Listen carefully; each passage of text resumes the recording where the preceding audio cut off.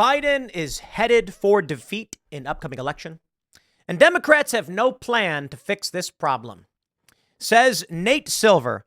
The reason why I absolutely love this story is that Nate Silver is completely wrong. The Democrats have a plan. It's called a shadow campaign. You just don't know what that plan is, Nate. You're looking at an aging, bewildered Joe Biden. You're looking at struggling poll numbers and thinking Democrats are doing nothing. They're walking into a train wreck. They have no plan. If you think the Democrats are doing nothing, I got a bridge to sell you. But this is the narrative right now. New York Post reports, famed pollster Nate Silver said President Joe Biden is headed for defeat this November due to his age and declining job performance. Biden is probably a below replacement level candidate at this point because Americans have a lot of extremely rational concerns with the prospect of a commander-in-chief who would be 86 years old by the end of his second term. It is entirely reasonable to see this as disqualifying. The Post has sought a comment from Biden's campaign. So here's Nate Silver's Substack. It's time for the White House to put up or shut up. Shielding Biden from public appearances might be a rational strategy, and that's why it's a bad sign. I have this to say, good sir. Shadow campaign. Nate is sitting there above the water. See, he's sitting on the beach, looking down at the water, being like, I can't believe Democrats ain't doing nothing. There's all this delicious fish to be had. And I see Donald Trump over there casting his net. What he doesn't realize is that deep below the surface of that water are a couple of Democrats grenade fishing. Underwater. I don't know you could actually do that, so please don't, but I'm like making a joke. They're underwater. You can't see what they're doing, but they're doing something. The idea that they're just going to sit back. Let's take a look at 2020. We all mocked Joe Biden's basement campaign. We were like, do they really want to win this? It really did seem like they were just trying to lose. The same argument being made right now.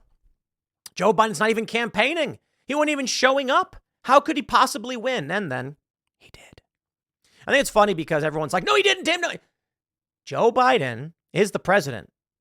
What do you think winning means? This is the funny thing. Oh, you know, these Trump supporters, many of them are first-time voters. It's true. This would be their second time voting in 2020. For real. Trump got a lot of first-time voters. And I don't think they really understood the deep corruption of what an election is. So in their minds, Donald Trump really won the argument. They would be correct. I would agree with them. If for some reason Joe Biden got more votes, why? Because Democrats understand the game. Democrats don't care to convince people to vote. They convince them to vote. All right, let me clarify. Democrats don't care to convince people to vote for policies or a candidate or issues. They need only to get them to vote. And of course, with universal mail-in voting, they make it very, very easy and hard to prove that they were the right people. More importantly, if you get someone who says, yeah, sure, I vote, here you go, and they scribble something, it's like, there you go. Here's what Silver writes. If you'd asked me a year ago, I would have told you that Joe Biden was a reasonably clear favorite in the event of a rematch against Donald Trump. Not an overwhelming favorite, but mind you, but perhaps 65 to 35. The case for Biden seemed obvious enough. Incumbents win re-elections more often than not. And of course, Biden beat Trump in 2020. The economy was beginning to recover from a period of intense inflation, blah, blah, blah. Democrats were coming off a relatively strong midterm, buoyed by voter concerns about extreme and underqualified Republican candidates and Roe v. Wade, whatever. So I don't begrudge people who took their time to realize that Biden's re-election would be a heavy lift. The first time my internal needle began to shift was in late summer, when Biden's approval rating remained poor even as the economy was improving. So here we go. Why does Nate Silver think Biden can't win? First, he says, what's gotten worse for Biden? First, the president's approval ratings do have some meaningful predictive power at the stage compared with a year ago. As with the general election matchup, all but locked in, Biden's head-to-head polls against Trump provide some meaningful signal too.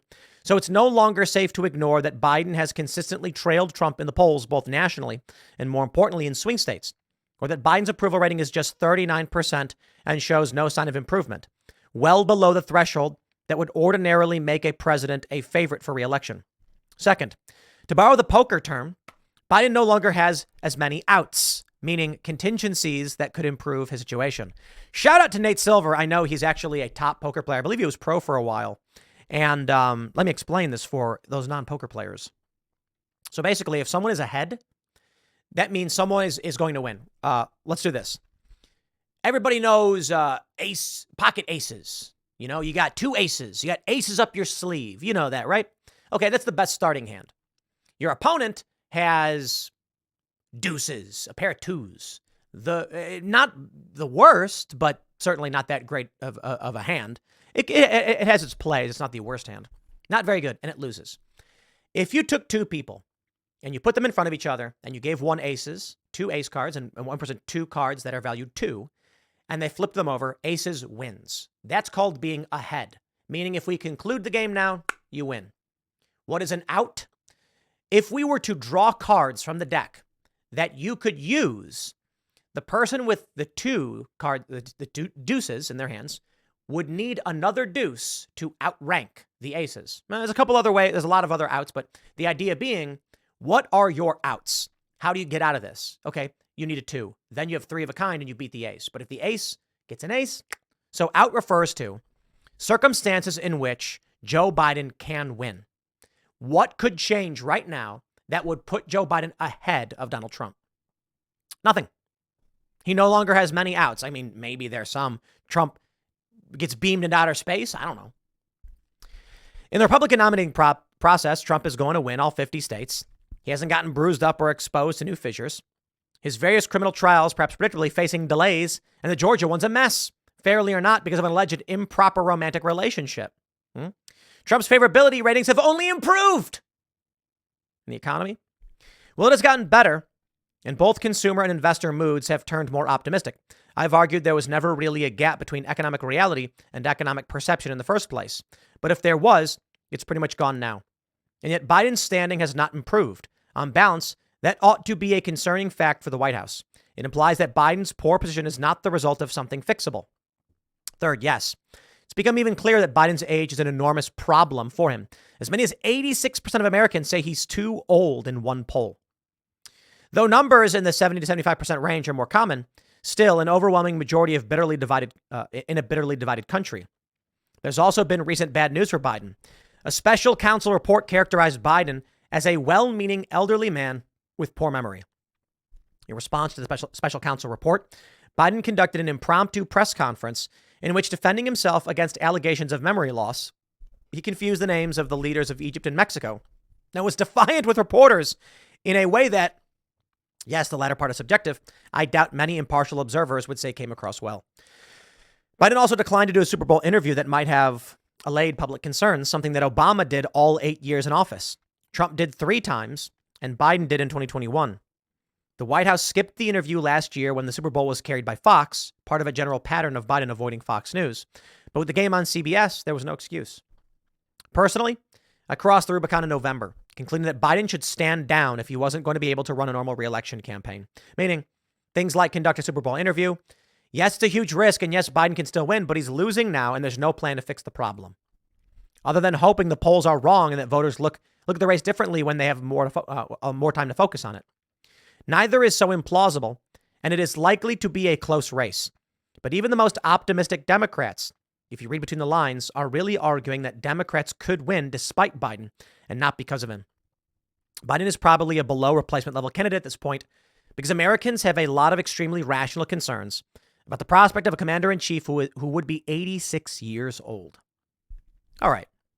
Now, he goes on to bring up sample bias and a bunch of data. That's fine. That's fine. You should subscribe to natesilver.net in his Substack if you really want to read the great details. But the reason I wanted to bring this up is to put it simply for all of you. There's going to be a shadow campaign. It will not be so simple as Joe Biden walks into the campaign season, everybody casts their ballots, pulls the lever, and then Donald Trump wins. You thought 2020 was crazy? You better believe 2024 is going to be crazy. We had concerns in the 2020 election that there could be violence at polling locations. There was some little bit here and there, like no real violence, but just, altercations. This year is going to be wild. We don't know exactly how it's going to play out, but I don't see anyone backing down. January 6th was bad. The government went after a lot of people. I fear there could be something substantially worse than January 6th. A riot. What happens after the torture and abuses that we've seen? And yeah, there was torture. Solitary confinement for a year, that's torture. People are not happy about this. And if somehow Biden pulls something off or Democrats do something, it's going to get wild. I hope everybody stays calm because I think we're winning this one. But I want you all to imagine this, each and every one of you, and ask your friends, imagine yourselves on election night when they announce that Donald Trump has won the race. Think about how you'll feel. You need to redouble your efforts to guarantee you get that outcome, whatever it may be. I'll leave it there. Next segment is coming up tonight at 8 p.m. over at youtube.com/TimcastIRL. Thanks for hanging out, and I'll see you all then.